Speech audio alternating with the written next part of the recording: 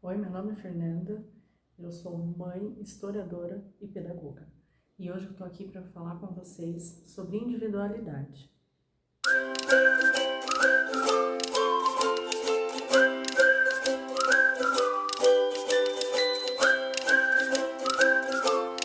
A individualidade trata dos atributos que nos distinguem enquanto indivíduos. Então, quando a gente para olhar para nós mesmos e comparar com amigos, familiares, a gente consegue perceber quais são as pequenas diferenças que cada um de nós temos. E com as crianças isso não seria diferente. Então é super importante olharmos para os nossos filhos e para os nossos alunos pensando sobre essa individualidade. É importante nós conhecermos essas diferenças, aceitar e acolhê-las, para que a gente possa respeitar e compreender os gostos das nossas crianças. No dia a dia, a gente acaba comparando muito um aluno com outro aluno, um filho com outro filho. Se é uma casa que tem 2 ou 3 crianças, a gente acaba cometendo esse erro de comparar uma criança com a outra, até no intuito de incentivar. Ah, fulano tirou tal nota, você deveria estudar, que nem não sei o quê, você deveria se arrumar, né, que nem uma pessoa X. E isso para a criança, para o comportamento da criança, para o desenvolvimento da criança, é muito prejudicial. O vizinho. O vizinho resolveu escutar música agora. Obrigada.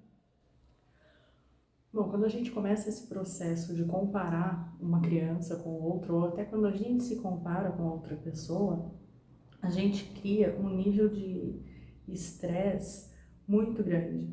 E em todo esse tempo que eu trabalhei com educação, eu nunca vi adolescentes tão depressivos, tão estressados, tão prejudicados. Grande parte disso é culpa da pandemia, que isolou eles, tirou eles do convívio social, né? Trouxe um medo para a população muito grande, porque a gente passou uma época todo mundo recluso, com medo de ter contato físico, com medo de fazer coisas que eram tão normais, né?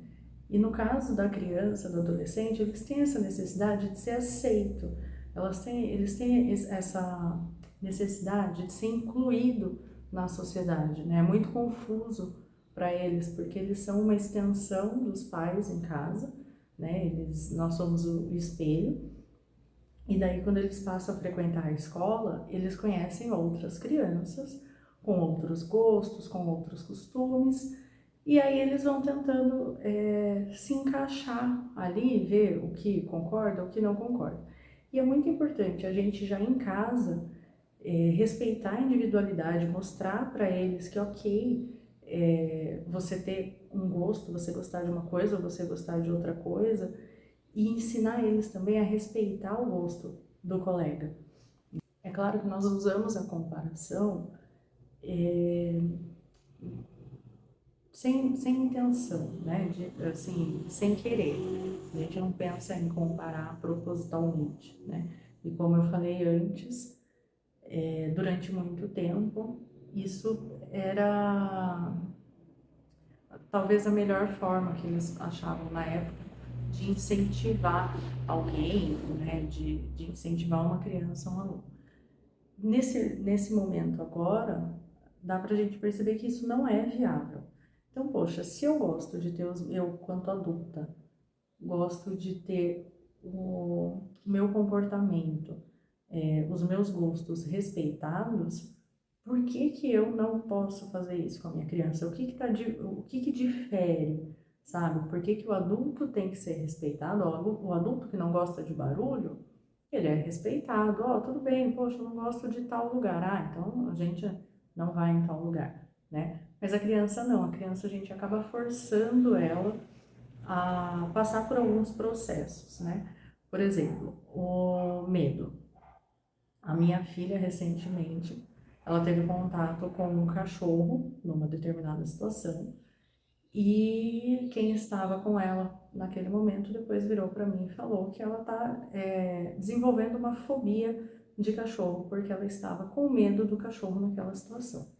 Bom, a relação da minha filha com o cachorro é a seguinte: nós levamos ela para a escola a pé e nesse processo, em algumas casas, tem cachorros. E quando nós estamos passando, os cachorros latem e ela se assusta, porque ela não esperava, certo? Em casa, nós temos um gato. Então já é um animal totalmente diferente, não pula nela, ele é totalmente antissocial na dele, né? E aí, de repente, ela estava numa casa de uma pessoa que ela não conhecia, não é do convívio social dela. O cachorro chegou, um filhotinho, começou a pular nela e, obviamente, ela se assustou, ela se frustrou ali, né? O erro nessa situação é que, pô, um cachorro é fofinho, você não pode ter medo. Mas ninguém para pensar que ela está num ambiente desconhecido, que ela está num ambiente no qual a maior parte das pessoas, ela não tem uma interação diária, não é um momento ali confortável para ela. Ela está fora do convívio dela, ela está fora de um local seguro, ela está num local novo. Então é claro que qualquer coisa externa que também seja nova vai assustar. Isso não quer dizer que vai ser gerada uma fobia. A fobia a gente vai ver com o passar do tempo, né? Mas para aquele momento, aquele medo ele tem que ser acolhido, tem que ser conversado,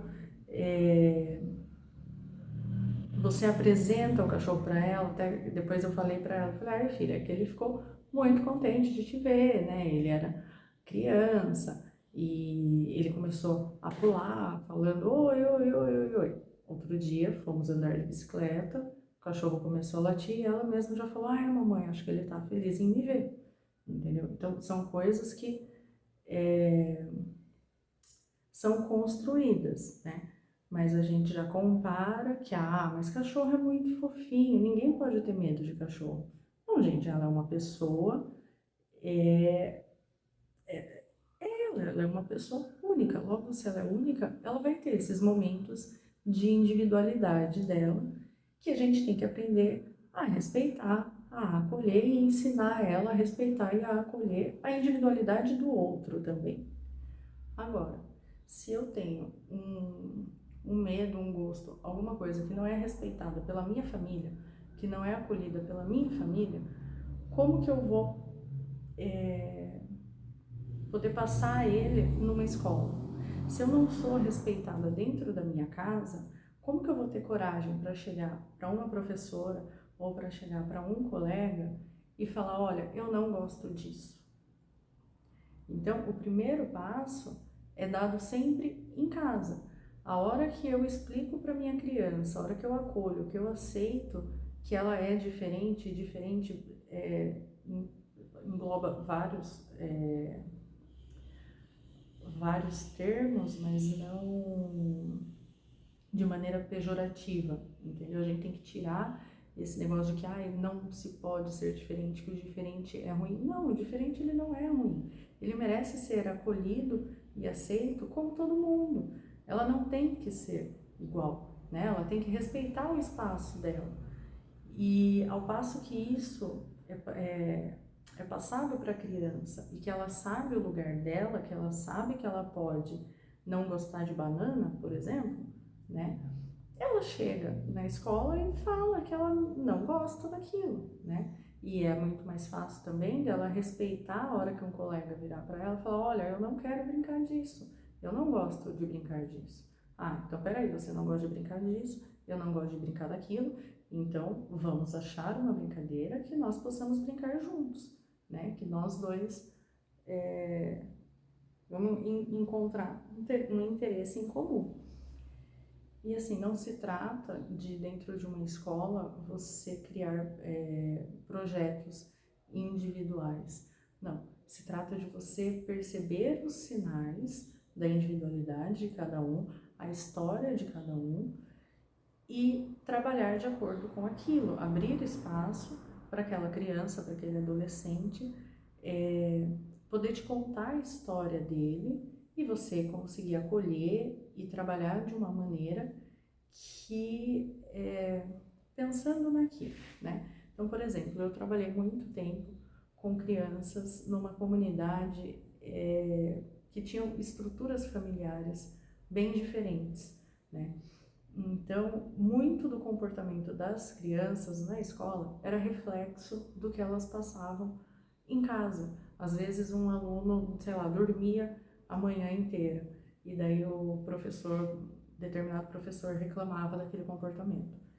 E eu ia, conversava e conhecia a história da criança e acabava percebendo que ele dormia a manhã inteira porque ele tinha, sei lá, 2, 3 irmãos mais novos que estavam com febre ou recém-nascido em casa, estruturas familiares muito complexas, né, que refletiam o comportamento. Um outro caso era um aluno que ele tinha uma responsabilidade de ajudar a mãe e a avó a cuidar das crianças mais novas. Então ele fazia arroz, ele fritava carne, ele recolhia a roupa. Ele tinha uma responsabilidade que não batia com os 13 anos de idade que ele tinha. Então, quando ele chegava na escola, ele passava a usar toda a energia que ele tinha economizado, tudo que ele não brincava em casa, ele brincava na escola. E daí o professor se estressava e tudo mais. E até um dia que eu virei e falei, viu, mas espera aí, vamos parar, né? Vamos olhar para cada um, né? O que está acontecendo? Porque não dá para eu tratar A igual a B. Se o B tem uma vida X, né? E são situações tão diferentes, eu não posso querer que todos sejam iguais, nós não somos iguais, né? Então, isso requer muita cautela, muita conversa, muita empatia, né?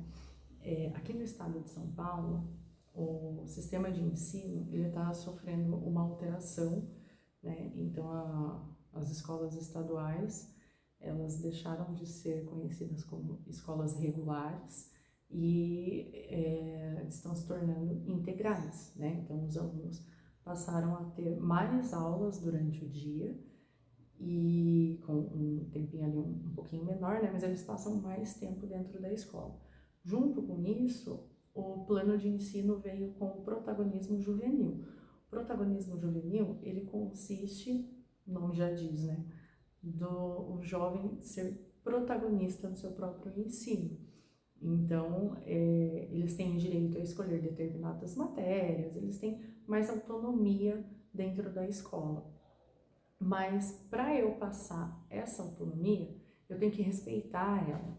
Eu não posso simplesmente, você vai ser autônomo agora no seu ensino, você escolhe o que você quer fazer. Ah, não, mas isso você não pode escolher. Não, eu tenho que mostrar o respeito, eu tenho que ajudar ele, encaminhar ele a respeitar os colegas, a respeitar nós profissionais que estamos dentro da escola e assim respeitar também o lugar e a escolha que ele está. Respeitar a diferença, a individualidade, o desejo ali do que cada um tem a aprender, o que cada um tem a oferecer, também trazer tudo isso para o nosso ensino, para a nossa aprendizagem, né? Eu nunca vou ter a sala de aula perfeita, eu nunca vou ter o filho, a criança perfeita, mas eles serão perfeitos dentro de suas imperfeições. Então, cada imperfeição, né, é única, é o que faz aquela criança, aquele indivíduo ser ele. E eu preciso aprender a trabalhar com isso de modo a aceitar essa individualidade, aceitar as minhas individualidades também. Qual é o meu processo, qual é o meu papel diante disso, entendeu? Não é fácil, nunca vai ser fácil, né? E quanto mãe, eu percebo cada dia mais, eu me policio muito para não comparar, me policio muito para respeitar a minha filha do jeito que ela é. E em vários momentos eu olho para ela e falo, meu Deus, como você é perfeita assim. Sendo chata, porque ela já é extremamente geniosa, com 4 anos de idade, ela já tem essa definição do que ela gosta e do que ela não gosta muito bem, né? E eu em casa vou conversando com ela e explicando que não dá para ela sempre impor o que ela gosta, né? Ela tem que respeitar e a gente precisa conviver de maneira mútua, né? A gente sempre vai ter que ter acesso, se relacionar com outras pessoas. Então, por isso é muito importante respeitar desde de pequenininho e ensinar desde pequenininho a criança a respeitar o próximo. Quando eu abro esse espaço para conversa, quando eu aceito essas diferenças, eu abro espaço para aquele aluno que tem dificuldade em determinada matéria e não tem coragem de perguntar porque ele acha que ninguém vai dar ouvidos a ele, porque ele acha que ele não vai ser compreendido. Abrindo esse espaço, eu abro caminho para esse aluno ter acesso a mim, para essa criança ter acesso a mim, né? E assim eu consigo proporcionar uma aprendizagem muito melhor voltada para aquela criança, para aquele ser humano, entendeu? Que ele merece ser olhado com carinho, com cuidado, né? Para ser educado com carinho e com cuidado. Às vezes a gente generaliza que a criança não quer aprender porque não quer estudar, porque é folgado, porque é preguiçoso. E na verdade não, na verdade é uma falta de confiança no próximo. A criança ela não confia que vai ser compreendida, acho que vai ser zoada. Eu mesma era uma criança que eu jamais tirava dúvida na escola, porque eu achava que qualquer coisa que eu fosse perguntar iam tirar sarro de mim, como se todo mundo soubesse de tudo, né? E na verdade não. Na verdade, todos nós temos dúvidas, temos medos, temos anseios e nós precisamos aprender a compartilhar, aprender a passar isso adiante, a respeitar quando passam isso para nós também. Esse exercício da gente procurar a nossa individualidade, ter esse olhar clínico, sabe, assim, de achar essas diferenças no outro, sem que o outro fale para nós, é muito complicado, é um processo lento, requer uma paciência, mas dentro da aprendizagem, seja em casa, seja uma pessoa que não é formada em educação, né, você e seu filho só, é muito legal você ver que a aprendizagem ela evolui muito quando você dá espaço a esse respeito, a essa individualidade, quando você passa a olhar o seu filho com um carinho diferente, entendeu? A birra, a manha, cada dificuldade que ele tem, você começa a perceber que é por um motivo diferente, sabe? E daí a gente começa a acolher as nossas crianças e cria aí super seres humanos. E quando você estava na escola, o seu gosto era respeitado? Você tinha momentos que você achava que se você falasse alguma coisa você não seria aceito? Então vamos parar aí 5 minutinhos, vamos olhar pra gente, vamos achar a nossa individualidade, como a gente gostaria de ter sido tratado naquela época e vamos tentar reproduzir o que não foi feito com a gente, vamos reproduzir nessa geração futura que vem vindo aí, para que cada vez mais as pessoas sejam acolhidas e bem cuidadas. E deixa o seu like, espero que você tenha gostado e até o próximo vídeo.